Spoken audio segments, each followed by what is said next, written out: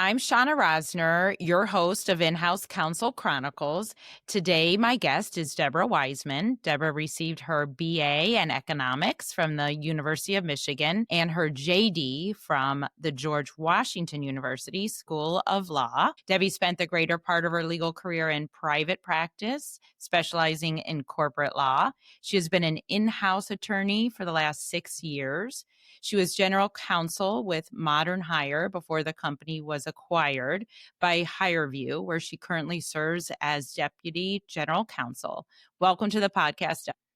Thank you, Shawna. I'm happy to be here with you. So to start, tell us a little bit about HireVue and what your typical day-to-day is like as VP Deputy General Counsel there. HireVue is a SaaS solution. We have an AI-powered talent acquisition and hiring platform that assists enterprise organizations with hiring and recruiting at scale. So you think of the largest organizations in the world and how they hire at volume. And our solution helps them identify the most fit candidates for the roles.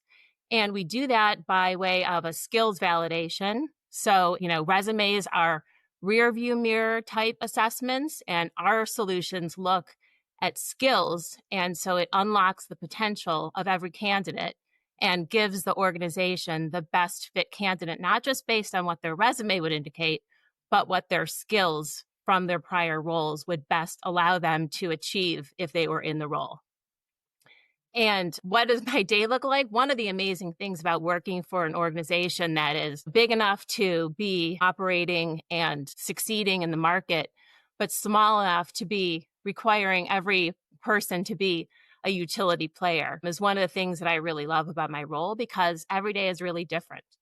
As a support person and the legal team, you never know what sort of work we're going to be getting day to day. We're always asked to be, wearing different hats and mitigating risk across the organization, whether that's in commercial, contracts, product, privacy, AI regulation, compliance. So it's really across the board. And that's one of the things that I love about my role. So you really move from being kind of a specialist in corporate to more of a generalist. Is that correct? Right. And I think that when you're involved with an organization that it's not a legal department doesn't have specific individuals who are specialized in certain things, your practice becomes more like a T shape instead of like a single I shape. You have to have some comfort and familiarity and be able to operate and navigate through a broad range of legal issues and a broad range of situations, but you don't have to have a huge depth of knowledge across the board. You have certain areas of specialty and specialization where your history and your skill set has matured over many, many years. But part of being in-house is being able to navigate through a very, very broad range of legal issues as they come up in the organization. How big is your legal team now? Right now, we have our chief legal officer, myself, and a contract manager. And we recently brought a paralegal on board. So right now, we're sitting at 4, when there was a time previously when we were at 5. So we've always been very small. We like to say highly effective, small but mighty. But, we have, between 5 and 3 has pretty much been where we've been in the last 2 years. And what led you to make the move from private practice? You were in private practice for about 25 years. What made you make the move in-house? That's a good question. I, like many others who came in-house, it was a company that was one of my clients in private practice. And I'd been representing them for many, many years through their growth trajectory. And in 2017, they took on an investment from a private equity firm. And as many of us know, that's when, the rocket ship starts to take off. And they started growing very, very quickly. And they needed someone in-house to navigate many of the legal issues and the contracts that were coming fast and furious. And I had been really operating as in-house counsel for this company for probably about 2 years, even though I was not part of the organization. But the growth just became so fast, and I was really spending about 80% of my weekly time doing their work. And then when they offered me the opportunity to come in-house, I jumped at that opportunity because one of the things I appreciated and learned in the 2 years or so when I was really working very closely with this client was I really felt a part of their business team. And that was something that I hadn't really experienced previously as outside counsel for this client or for any of the other clients that I had represented in the history of my career. And I really enjoyed being part of that team and not just a legal advisor, but also a strategic business advisor. And that was something that was a new component to the role that I really, really enjoyed. And so when the offer was made to come and join them in-house, I absolutely jumped at the opportunity. Were you their first legal hire? I was their first legal hire.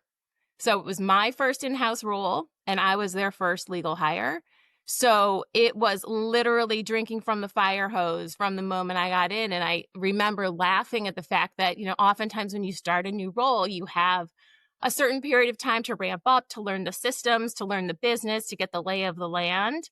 And because I had been really so involved with the organization for quite a while up until then, it was really just I switched my office, I switched my email, and I had a backlog of work on day one when I started that I was already trying to keep pace with. And so it just became a very steep learning curve because I was now all of a sudden much more involved on the business side. I was much more involved across the org, meeting people that I had not previously worked with or previously met. And 6 weeks after I joined, we made an acquisition of an equally sized company. And so then that started a whole period of time of integration and all that comes along with all the M&A activity. So it was the 4 years that I was general counsel at Modern Hire was literally the most engaging and rewarding part of my career that I can remember in recent history, but such an intense and immersive experience. I mean, it was really all consuming, but it was a great opportunity. So what are the biggest differences you experienced between the two environments of working in-house versus with a firm, and how were your legal skills leveraged in a firm differently than in-house? I think it amazed me really at the opportunities to grow and learn when I came in-house. Again, the degree to which my business skills and my ability to act not just as a legal advisor, but as a strategic business advisor through a legal lens was really surprising. Just learning those skills and learning about how I could leverage my ability to mitigate risk and apply that to business situations in real time was very rewarding. And I think that in hindsight, I loved the work that I did in private practice. I felt that I was contributing, and I felt that I was doing good work for my clients, and they were happy with the work that I was doing. But I was always struggling with what happened next. Like, you would engage in a project or engage in a transaction, on the M&A side or on the, other transactional side. And you were never able really to see how it played out.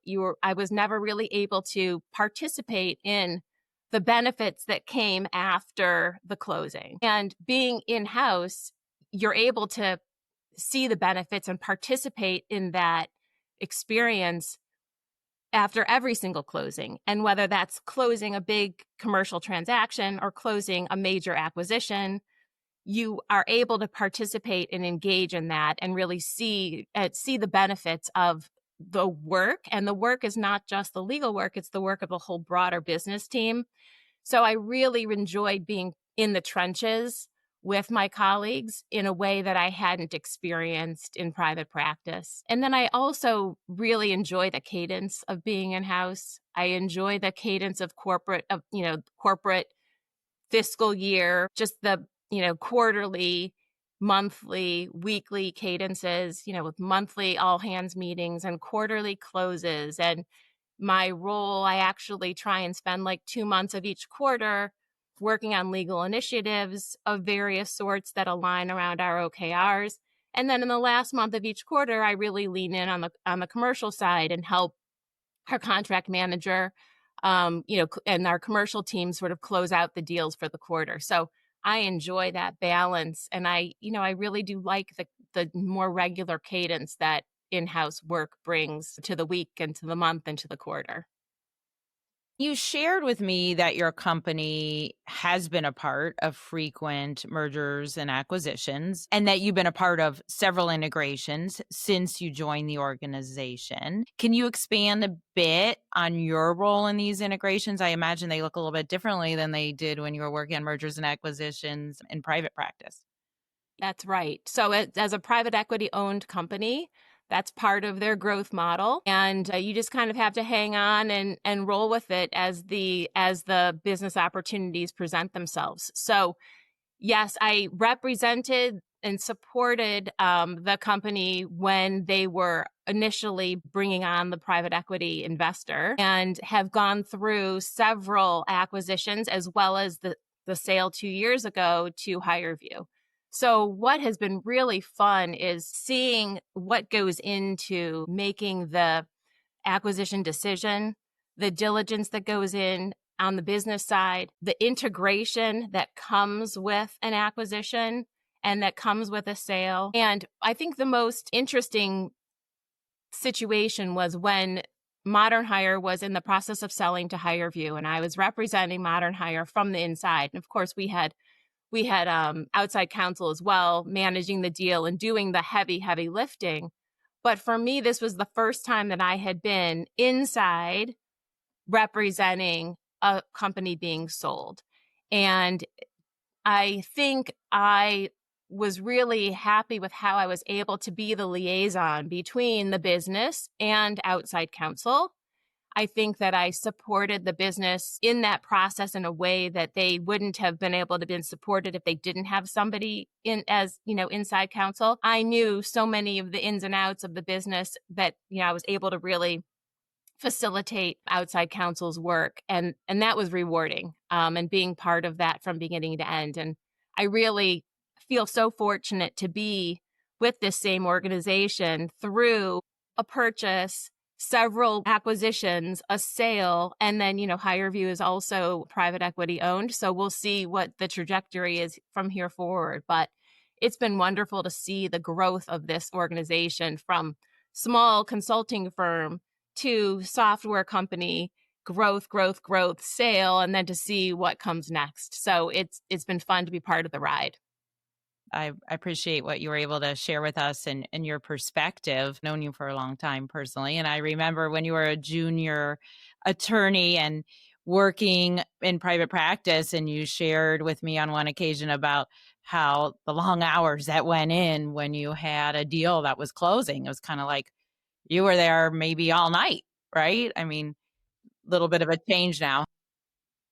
Well, yes and no. I would say that I still work as hard, maybe just spread out a little bit differently, and in a more predictable sort of way. I think being part of a legal team that has a seat at the table and that is involved at the leadership level, I'm not, but our CLO NASCOT is, and just being able to see around the corner and see where things are coming and anticipate things. Definitely when you're part of a legal team that's valued by the business, you're able to mitigate things and manage things before things become five alarm fires. I mean, you're able to get ahead of things. And I think that that's one thing in private practice was you were really just taking things as they came from the client. And many times these clients that I worked with didn't have anyone in house. So things were emergencies or things were needed to be done quickly because there wasn't as great risk mitigation along the way or someone guiding along the way. But having that position in house and being part of a strategic legal team that's valued by the business and being brought into things earlier on, I think helps the predictability, helps even out that working cadence where you're not seeing hugely high peaks where you're pulling all-nighters, and you're also not seeing, times where there's nothing on your desk to do. And I think that that's the nature of private practice, and I think that that's something that young lawyers panic about. Like they feel completely, and not just young lawyers, many lawyers, even I know I did well into my years as, you feel underwater when you're underwater, and then you feel nervous when you're not busy because you're worried about your billable hours. And the in-house cadence of work is much more, um, the peaks and valleys are much smaller. And so it's a much more even keel sort of workload across the board. That makes a lot of sense to me. I wanted to touch a little bit on that business side of things that you've mentioned throughout our discussion thus far, how you enjoy that, and if you could shed a little bit more light on what that means, what that business side looks like, and if there were any challenges you had getting up to speed on that business side. I think one of the things that helped me be effective very quickly when I came in house was the context that I had based on the many years of private practice that came before. I think that I had a very good sense of risk and whether something was a high risk issue, a medium risk issue, or a low risk issue. And I think all of the years of private practice and seeing so many different transactions and situations gave me a very good, solid sense of that risk spectrum. And so I think that was like the core risk mitigation skill set that I brought in from day one. And then I was able to use that to sort of unlock, okay, how does that fit into the various business workflows or the business verticals? How does that fit into commercial? How does that fit into product? How does that fit into privacy? And coming in with that solid sense of risk allowed me to sort of unlock the areas of the business and absorb the business knowledge that I hadn't had visibility or insight to before because I wasn't in house. So I think that was very helpful in my role as GC. And that just continues to develop and get refined and honed. The more situations you see, the more types of, now as we're moving towards, regulation on AI and seeing where the dust settles and where the landscape sits in that area, you gather a better sense of risk as you experience different things, and then you can unlock the business details. And I also think a lot has to do with creating relationships too. Being an outside lawyer, being a lawyer often comes with very extensive explanations and very regulatory and compliance and maybe hedging your position on things as you report back to your client as outside counsel. And as inside counsel, in-house counsel, the business wants and needs their lawyers to be very clear, very transparent, very upfront, and very concise. And they want the answers. There's, the bottom line up front is sort of the rule I try to follow. Of course, I'm going to want to try and explain how I got to that bottom line. But I know that the business wants to hear that bottom line up front. They want to know what my recommendation is. They want to know what the answer is and how they should get there. And then if they want to continue to read the explanation, they can read it below the line. And I think that it's building that trust and it's building that ability for the business to really say, yes, I understand what my inside counsel is trying to convey. It's clear. I'm confident with their decision making. And I think that that's what develops the business partnership. And then from there, you start getting looped in sooner and more frequent to the issues when they arise. And we joke in our legal department that where oftentimes legal departments are seen as the place to go for deals when you want a deal to die, or, they're the department of NO, like, no, we can't do that, or no, we wouldn't recommend that, or no, you shouldn't do that. Our joke in our department is we're the department of KNOW because we always seem to know where to direct people to go. We always seem to know where, how to resolve issues, how to get from A to B, even if it's not a straight line. And so we've dubbed ourselves the Department of KNOW, and we're proud of that because we feel that reflects the business's confidence in our legal department. Thanks for sharing all of that insight. I want to focus for a minute on something you shared, and that was the AI and regulatory landscape. What does that look like from your perspective as an in-house attorney? It's a big thing. And you can feel the tidal wave building strength with every passing week. We're a global company. We do business with global customers. Compliance is always at the top of our list of priorities. But it's not easy because the regulatory framework is patchworked at best and evolving. And it's both from, the product side as well as from the internal usage side. So we have initiatives to use AI within our business to increase effectiveness, increase efficiencies, trying to automate and scale. That's one thing that we've been working on as our legal department for the last 2 years of how do we automate and scale the legal department so that we can keep up with the business, knowing that we're 5 or fewer people. And then obviously on the compliance and regulatory side from a product standpoint, keeping up with the regulations as they roll out and trying to get clarity. We represent the biggest organizations on the globe. And they are demanding, and rightfully so. They want to ensure that the products that they're using are compliant and meet the regulatory requirements. Because, our solutions have always been based in science and rooted in science. We have 40 IO psychologists in our employee base, and that's compliance based. So we have in our DNA, in our fabric, compliance. And this is just, the AI regulations are adding to it, just like GDPR added, and just like all the other US privacy laws have added to it. So it just continues to pile on. But we do work with very, very amazing, capable outside counsel to help keep us up to speed and make sure that we're tracking things, ahead of the curve. But it adds a whole nother layer of work and analysis and, requirements to keep on top of. I can imagine that's challenging but exciting, and it will be interesting to see where it goes in the future. Absolutely. I want to shift gears for a minute. Your position now is completely remote. I think you really didn't work frequently remotely before the COVID pandemic. What is your perspective on working remotely as part of a larger organization? Do you see pros and cons to this type of work arrangement?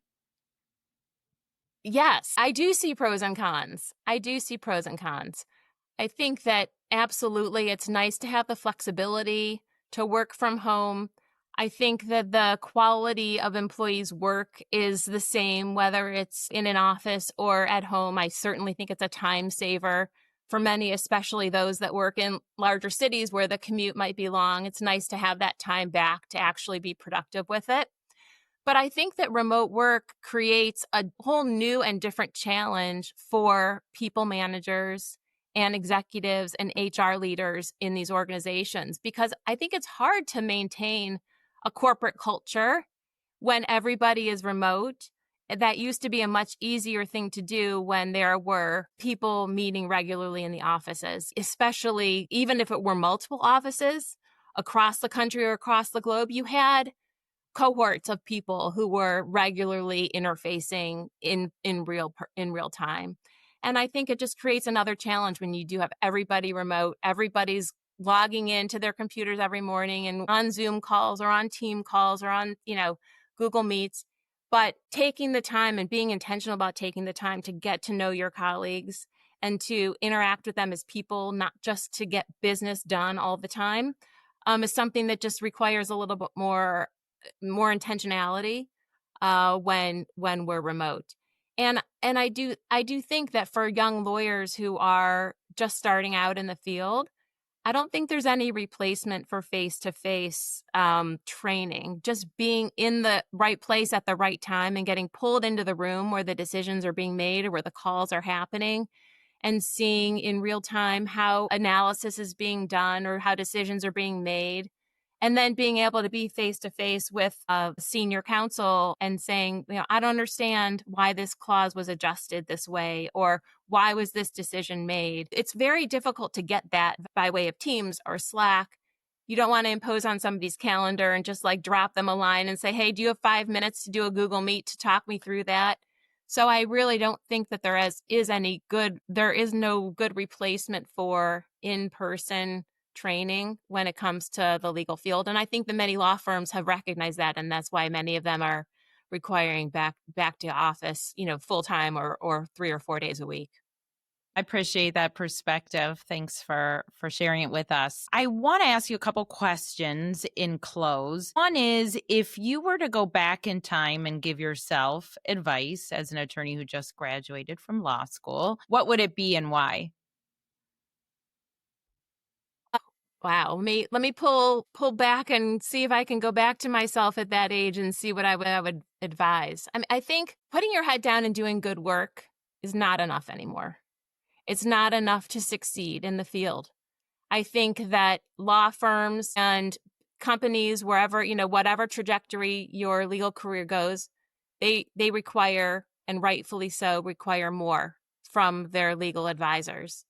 And I think having a view towards where you want your practice to go in 2 or 3 years, I tell my kids, every year to stop, look up, and assess. Is this where you want to be? Are you on the track that you expect? Are you on the track that makes you happy and engaged and feel fulfilled in your career?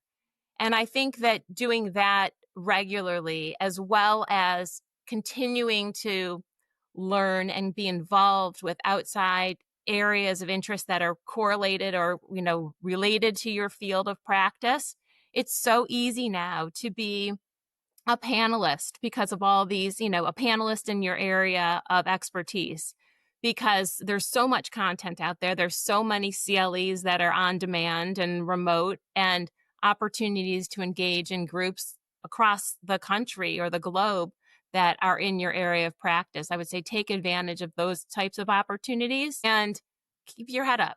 Keep your head up and keep looking at the horizon and saying, where do I want to be? Where do I want to go?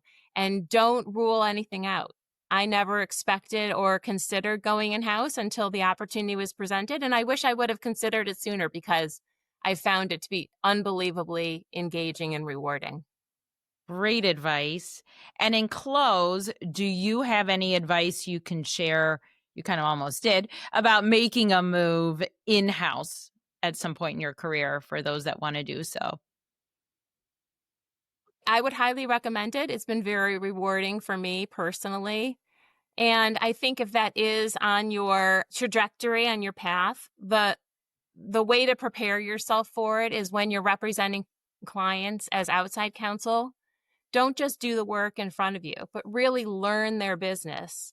Try to understand how your work fits into their broader business model, and be curious and ask questions. I think that clients, would respect that and appreciate that and value that. And sometimes I think outside counsel, especially younger lawyers, worry about the billable hours and the charges that go behind it. But ultimately, I think having more knowledge makes us better lawyers and makes us give better advice, and more advice that is more easily operationalized.